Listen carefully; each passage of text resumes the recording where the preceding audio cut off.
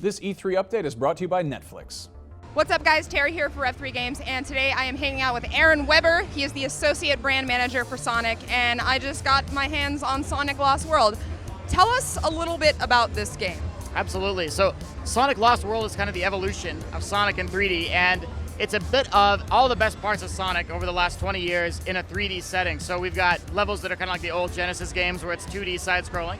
We've got levels where you get to explore anywhere you want to go, and of course, for all the fans, for you guys, we've got levels where you're going super fast and just running at breakneck speed all the way till the very end.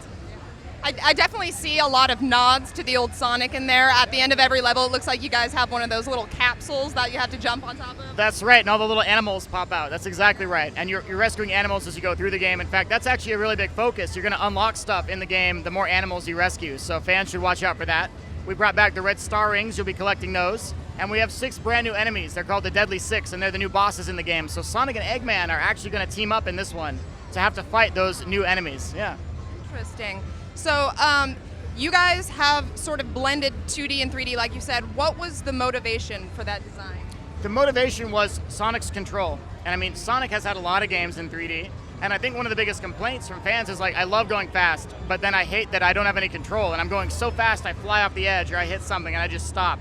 So we addressed those with two different ways that we took a stab at it. The first was to go through and to add a new system called the parkour system. And this way, if you're running, you're going to vault up objects, you're going to wall run, you're going to go over a tree. And that way you're not doing a dead stop every time you hit something. And the second way to address that was to give Sonic speed back to the player. So it's up to you now. Do you want to walk? Do you want to run?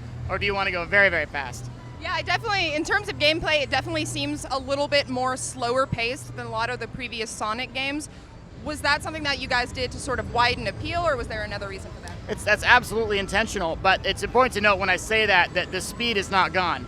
So I think a lot of people had an issue with that speed being a reason they couldn't quite get into the game. But now that you can kind of set your own pace, it's really easy to stop and go, okay, I got this big jump coming up, I don't want to die, I'm going to take my time, and then you can do it, right? Whereas the old fans, the people that have played a level 100 times, can go, I know what I'm doing, and they just they make the jump with their eyes closed. Yeah. So you've got both types of people can do it, and that's really exciting for us to widen that base a bit. Yeah, well, it seems, like I said before, you guys have kept a lot of the Sonic silliness in there.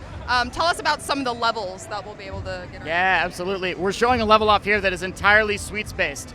I hate it almost because it makes me hungry every time I look at it here at E3. But it's entirely based on candy, it's sweets, and pancakes are in there somehow, and just tons of stuff that's so weird and so unique. But that's so Sonic when you look at previous games and levels where you'd go from a fire level to snow level, and then here we have candy levels, desert levels, and levels that are also reminiscent of the old Sonic, like Green Hill. Yeah. So this is coming out for Wii U and 3DS. What are the differences between those two versions? So the best and biggest difference is that every single level on the 3DS is going to be brand new from the Wii U. So you can play it on Wii U, you can get really good at it and be like, I'm the best at this game. And then play the 3DS and go, wow, every level is brand new. So it's a whole new experience for each game. But the cool part is that it plays very similar. So if you're good at one version, you're going to be really good at the other one by extension.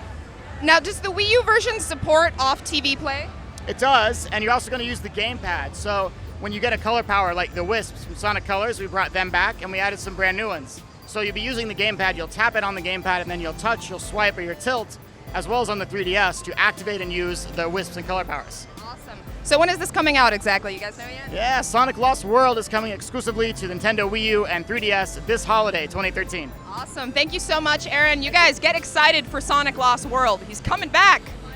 This E3 coverage is brought to you in part by Netflix. Yeah, you know, Netflix, the wonderful service that lets you stream unlimited TV and movies directly to current and next-gen consoles, handhelds, smartphones, and tablets, and just about anything with an internet connection. Netflix, which happens to be the only place to catch the new season of Arrested Development. Well, if for some reason you haven't already signed up for Netflix, by all means, head over to netflix.com/revision3 and sign up for a free trial membership today.